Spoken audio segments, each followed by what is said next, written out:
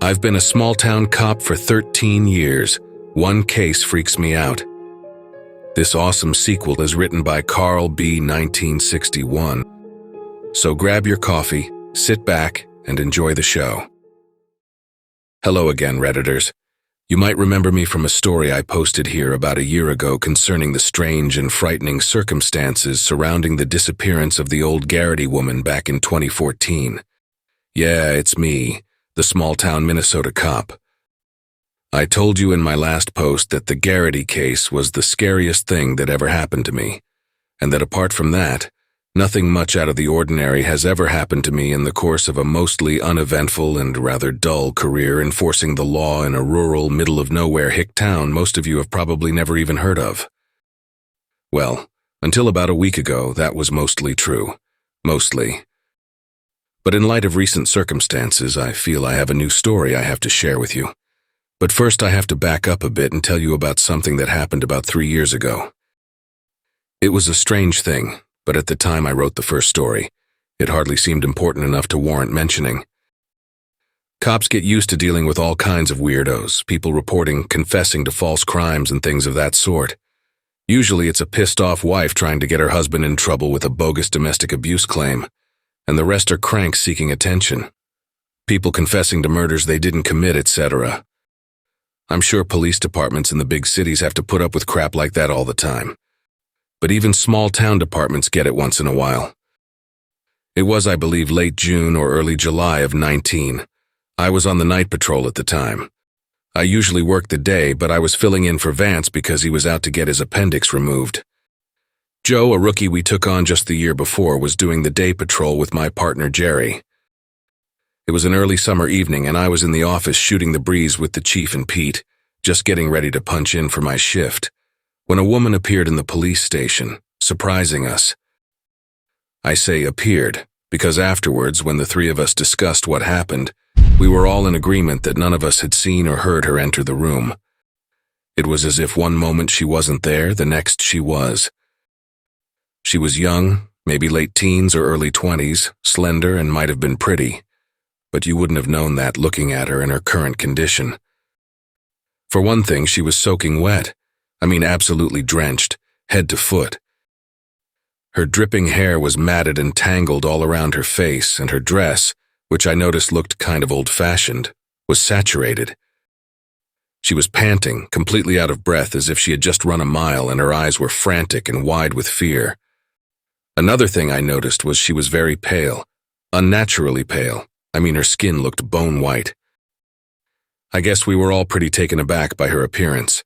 For a few seconds, the three of us, me, Pete, and the chief, just gaped at her in shock. "Please," she gasped at us, "you have to help me." The chief, who had been sitting at his desk working on a jigsaw puzzle, it had been a pretty slow night, found his voice. "What seems to be the problem, ma'am?" he asked a little awkwardly. "Someone kidnapped me. I managed to get away. I think they were going to kill me." We all exchanged a sober look. Things like this didn't happen very often in our town. "Why don't you have a seat and tell us all about it, ma'am?" the chief asked her politely and gestured to an empty chair next to his desk. She sat down, trembling slightly as if she was cold. The chief told Pete to go get a blanket for her. There was a supply of them in the basement of the municipal building, where the police department was located, which also served as an emergency shelter in bad weather. Pete went to fetch one. The chief asked the young woman if she would care for some coffee, gesturing to the pot sitting on a table across the room. "No, thank you," she said distantly, looking past him into space, distracted or maybe in shock. "What's your name, miss?" the chief asked her. "Shirley," the young woman stammered. "Shirley Ann McDougal." The chief took a police report form out of his desk drawer and jotted that down. Pete came back into the office carrying a blanket which he offered to Shirley Ann McDougal. She thanked him and wrapped it gratefully around her shoulders, but continued to shiver through the interview, as if it was impossible for her to warm her body back up. "How old are you, Miss McDougal?" the chief asked her. 19. He wrote that down. "Where do you live?" "Right here in town." "And how long have you lived here?" My whole life. At this, the chief frowned a little. He threw a questioning look at Pete, who shrugged, then me. I shook my head. I could see what was bothering the chief. When you've been a cop in a small town for long enough, you get to know most of the people who live in your jurisdiction. I had been a cop for 10 years at that point. Pete, who was older than me, had been one for close to 20, and the chief, who was older than both of us, had been one for nearly 40. And yet none of us had ever seen this woman, who claimed to have lived here her whole life, or heard of her before this night. "What's your address, Miss McDougal?" the chief asked her. "I live with my parents, in their apartment, above the hardware store they own, McDougal's Hardware on Main Street." That was when I knew there was something really off about this whole deal. There was no McDougal's Hardware on Main Street. In fact, I had never heard of anyone named McDougal ever living in the area. The chief was looking at Shirley strangely, but he continued doing it by the book and didn't miss a beat. "Now, Miss McDougal." "You can call me Shirley," she interrupted softly, still staring off vacantly at nothing in particular. "Shirley, why don't you tell us exactly what happened tonight?" So she told us, and her story only got stranger and stranger. "I was coming back home from the movies. Me and my friends had gone to see the new Martin and Lewis comedy at the Mayan." "Whoa!" Pete interrupted her at that point, raising his hand. "I'm sorry, you say you went to the Mayan?" "Yes, to see Martin and Lewis." "Martin and who?" "You know, Dean Martin and Jerry Lewis. We went to see their new film, Partners. It just opened last week." Pete met eyes with me. The look on his face was a combination of confusion and bewilderment. He mouthed the words, "What the fuck is going on?" at me. Shirley went on. "Anyway, I was walking back home to my parents and I stopped at Beckman's drugstore to get a chocolate malt first." Beckman's drugstore. That rang a bell somewhere in some distant corner of my memory. I dug for it, and after a moment it came back. Beckman's had been a pharmacy here in town when I had been a little kid. An independent family-run drugstore complete with an old-time soda fountain like something you would have seen back in the 1950s. It had been owned and operated by the Beckmans for 3 generations, until the last of them, old Clyde Beckman, had died back in the late 90s. His kids had sold the business, and now there was a CVS where it had once stood. I felt a shiver creep up my spine. I was going into the store, but a man approached me outside. He was an older man, maybe in his late 40s, silver hair. He was dressed like a priest and had a crutch under one arm. He asked me if I could help him. He said his wallet had fallen under the seat of his car and he wanted to know if I'd help get it out for him. He was very polite. He seemed harmless, and I felt sorry for him because of his crutch. He led me over to his car. "What kind of car was it, Shirley?" The chief interrupted her. She thought about it for a few seconds. "I think it was a Buick. Yes, it was a dark Buick, a couple years old. Maybe a 1953 or 54. A 1953 or 1954 Buick that, according to Shirley McDougal, was only a couple years old." What the fuck was this? Was this chick on something? Was she nuts or pulling some stupid prank? I searched her face, trying to detect a lie, but she seemed genuinely shaken up by whatever she had been through. "Did you see the license plate, Shirley?" the chief asked her. "I just caught a glimpse as we were going around it. I didn't see the numbers, but I noticed it was an out-of-state car. I think the license plate said Oklahoma." "Then what happened, Shirley?" The chief prodded her gently. I knelt down and was feeling beneath the driver's seat for his wallet, and then she paused and took a long, shaky breath, then exhaled it sharply, as if mustering her courage to recall her ordeal to herself. Something hit me in the head, hit me hard. It was him, the man dressed like a priest. He hit me from behind, I think with the crutch he was carrying. He hit me again. I was stunned, dazed. I think I might have even lost consciousness for a few moments. When I came to, he was dragging me around to the back of his car. I tried to fight him off, but he slapped me in the face and told me to shut up or he'd kill me. He called me a... She hesitated. I'd rather not repeat what he said. He lifted the lid of his trunk and shoved me inside, then slammed it shut. I was screaming at the top of my lungs and pounding against the trunk, but he'd already gotten back in and started the car. Then he was driving. I was screaming and crying, praying, begging him not to hurt me. I told him I wanted to see my parents again. He just kept driving. I don't know how long he drove, a long time, maybe an hour, but then something happened. He had an accident. I heard him shout in alarm, then the car swerved sharply. I could hear the tires shriek. We went off the road. The next thing I knew, the trunk was filling with cold water. We must have crashed into a lake or a pond. I was panicking, pounding, trying to force the trunk open. Then, I don't remember. It just went black for a while. The next thing I remember is splashing around at the surface of the water. I don't know how I managed to get out. I swam to the shore and climbed back onto the road and just started walking back into town. Her story finished, Shirley fell silent.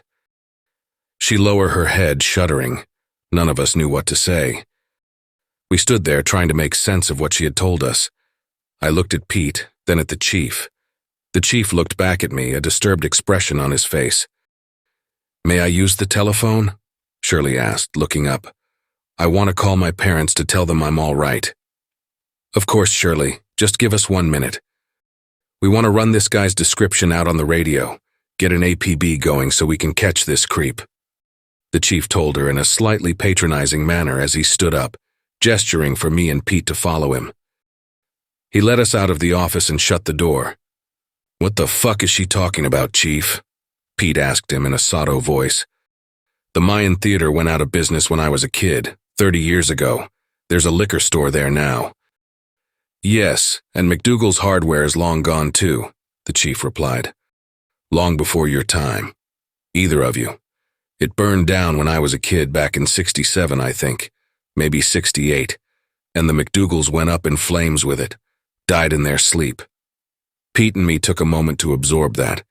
"So what the fuck's her deal? Is she crazy or strung out or what?" The chief shrugged. "Who knows?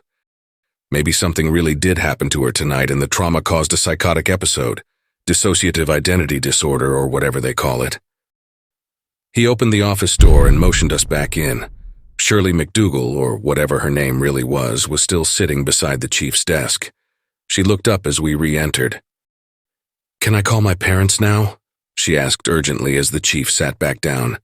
"They must be worried sick about me." "Shirley," the chief said, staring at her thoughtfully, "who's the current U.S. president?" She blinked at him. "What? Dwight Eisenhower? What's that have to do with anything?" The chief looked at her for what seemed like a long time. "Shirley," he asked her softly, "do you know what year it is?" She gave him a puzzled look. "Excuse me. Do you know what year it is?" 1956. Why do you ask?" "No, Shirley," he said gently, looking at her with compassion. "It's not 1956, it's 2019. 1956 was 63 years ago." She looked at him confused. 2019? What are you talking about? Are you crazy?" "Look at the calendar behind me, Shirley," he told her, pointing at the bulletin board on the wall above him. Looking at him suspiciously, Shirley stood and approached the calendar. She stood directly in front of it, staring for some time.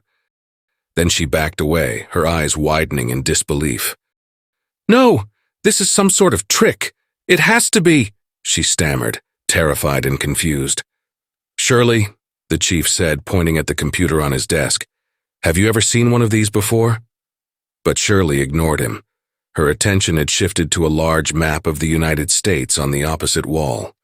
She stepped up to it, studying it intently. "Hawaii and Alaska," she muttered quietly to herself. She moved to the window and looked outside at the parking lot. "The cars," she said, her voice rising in panic. "What's wrong with the cars? Why do they look so different?"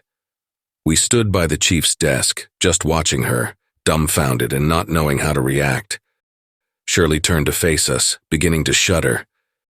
She fell to her knees, clutching her midsection, her breath heaving in and out like she was hyperventilating. "I think I'm going to be sick," she uttered in a low, choked voice. "Please show me where the ladies' room is. I'm going to be sick." Pete looked to the chief, who nodded, grim-faced. Pete helped Shirley to her feet and escorted her out of the office. He looked back at us and the chief mouthed at him, "Keep an eye on her." Pete nodded. Then they stepped through the door and out of sight. A long, awkward moment of silence passed with the chief sitting at his desk, distractedly toying with a piece of his jigsaw puzzle, and me standing there, both of us trying to wrap our heads around what had just happened. The entire encounter, from the moment the soaking wet young woman had entered the police station to when Pete had taken her to use the restroom, had lasted no more than 20 minutes. I finally broke the silence, forcing out a nervous laugh to try to lighten the mood. "Weird night, huh?" I said to the chief. He just grunted in response, seeming preoccupied with something. "So who should we call? The state cops or the hospital?" I asked. He didn't answer me. He was still lost in thought, staring intently straight ahead. "What's on your mind, Chief?" "Something that just dawned on me a couple minutes ago, just when Pete and her were leaving." He looked at me, troubled. 1956 was 2 years before I was born, but McDougal's hardware store was still in town until I was 9. My parents used to do business with the McDougals. I remember something from when I was a kid, overhearing my parents talking. Something about the McDougals having a daughter that vanished under mysterious circumstances. I looked at him. "Come on, Chief.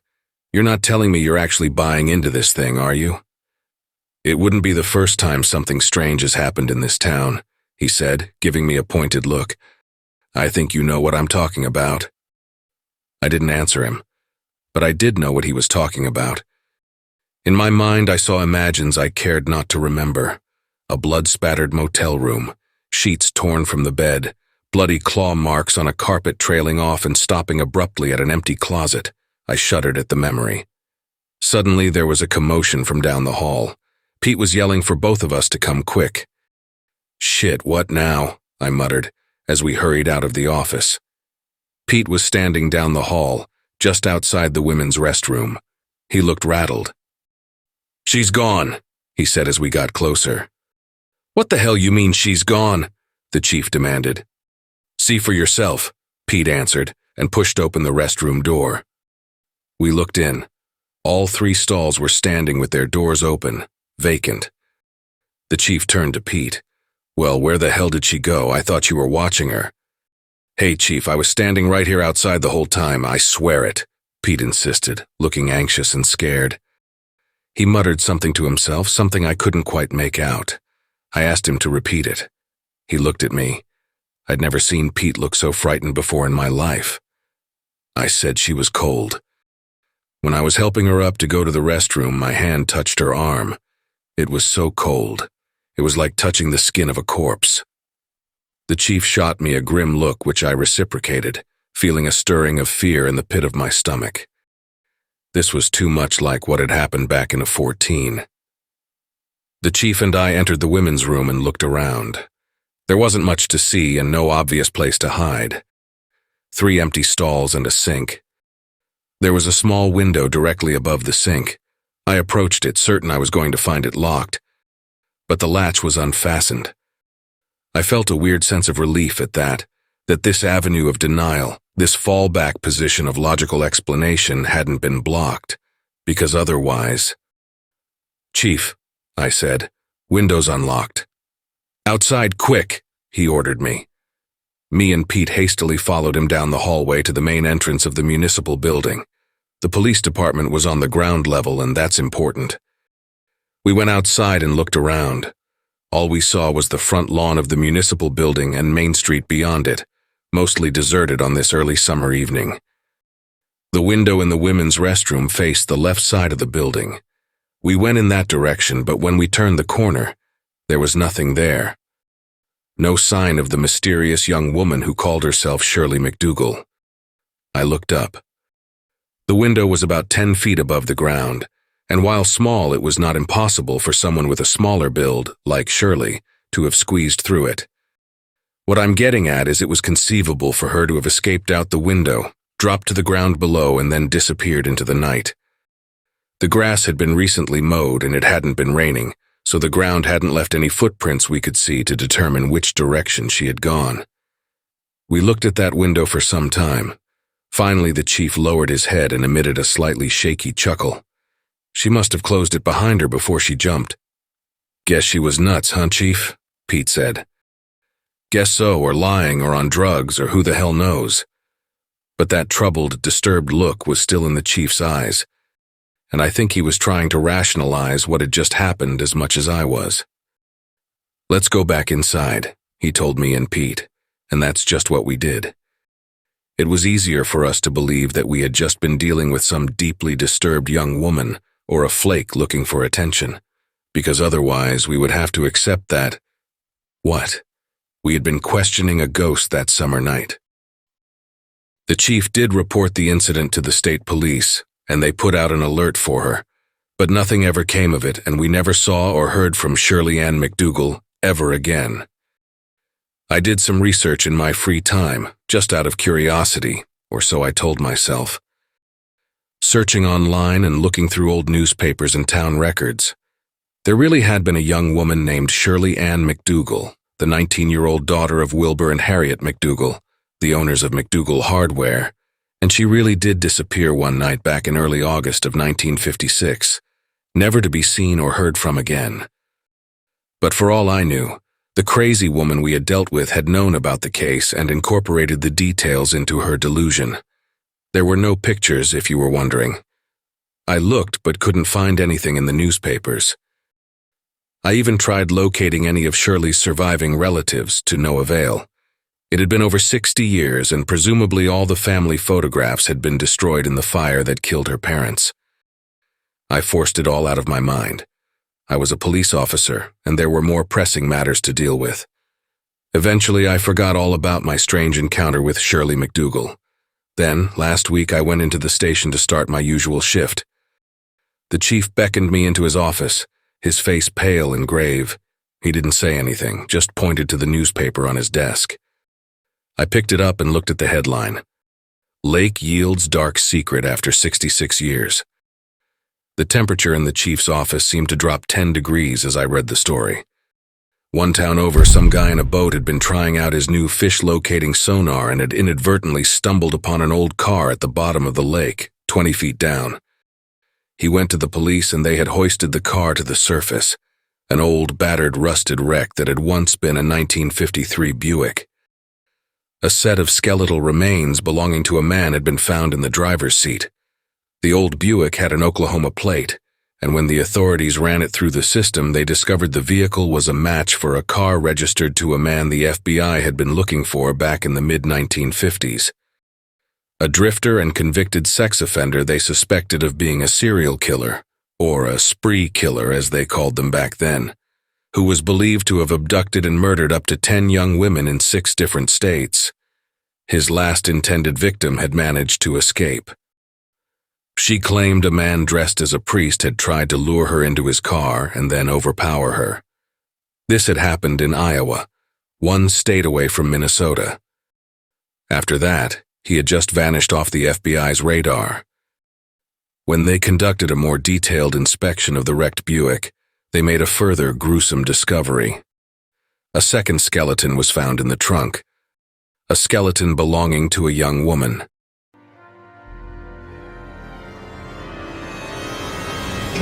Hey family, a very big thank you to Carl B. 1961 for allowing me to narrate such an awesome tale. Be sure to check out their Reddit profile for more of their awesome works. If you would like to support us and make a donation, I'd be very much appreciative. I do have PayPal and a Buy Me a Coffee account. Be sure to also check out our merch store. There are plenty of items and designs to choose from. If you enjoyed this video, then why not check out the next one? Here, on the right-hand side. You can also follow us. All my socials and all my other links are contained within the Linktree link below.